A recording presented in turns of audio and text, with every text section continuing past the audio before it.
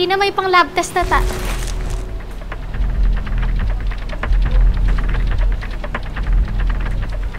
Selena? Selena?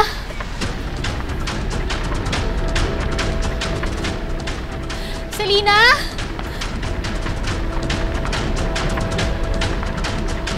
Selena? Anak ko! Huwag kong iiwan! Lumaban ka, anak ko! Selena? Anak ko! Selena! Selena! Miss, anong problema? Miss, yung kapatid ko nawawala. Kaninang umaga nakahiga lang po siya sa kama. Nasaan yung kapatid ko?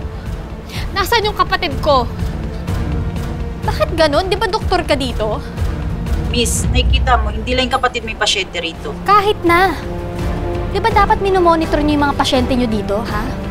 Paano kung may nangyaring masama sa kapatid ko? Ate? My God, Selena! Muntik mo na ako bigyan ng heart attack kakahanap sa'yo dito. Ate, ano ba? Nagpasama na ako kay Jopet mag-CR. Oo, mo ate. Dok, sorry ah. Ate, nakakahiya ka. Ikaw yung nakakahiya. Di ba nandito ka para magpahinga? Hindi para lumandi. Ate Kath, sorry po. Wala po kasing available na nurse kanina, kaya... Kaya ikaw nagpresenta sa CR, ganon. Ate naman.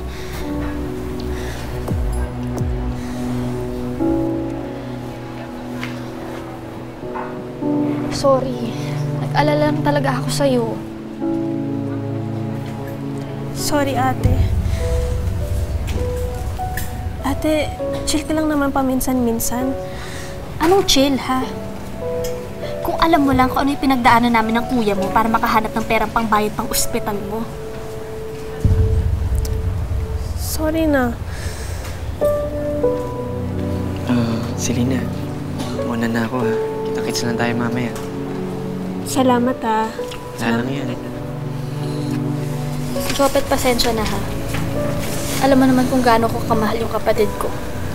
Gets ko naman yun, te. O siya, muna na ako ha.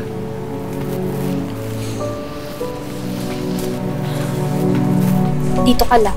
Isa-settle ko yung bill namin. Kung aalis dito ka lang. Sa ate.